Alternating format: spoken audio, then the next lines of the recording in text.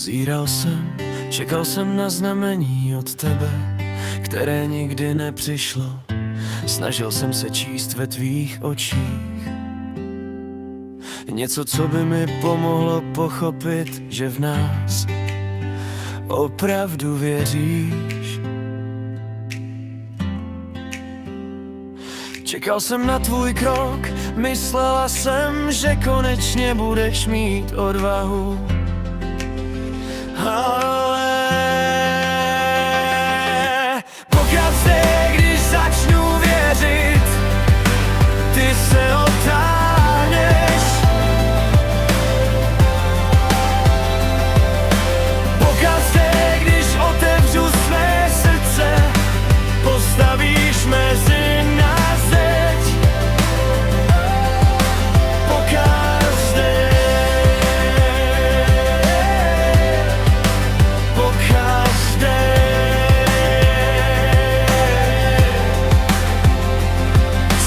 Včera svedlo dohromady, nás dnes od sebe odtlačuje.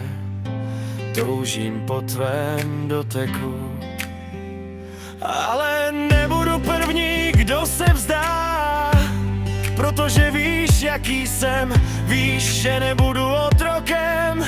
A i když se zamiluju, nebudu první.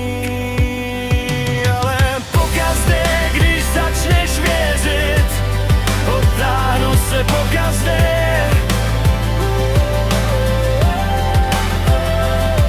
Víš, moment, než své srdce postavím mezi nás zeď. Pokaždé, ach pokaždé. Závěr, tahle hra na předstírání, nevinné dotyky těl, dlouhé táhlé pohledy vzrušují mě každou noc. Nevím, jak dlouho ještě vydržím odolávat, ale vím jednu věc: nenechám se tím zotročit. Pokaždé, když otevřu své srdce, postavím mezi nás zeď. Pokaždé.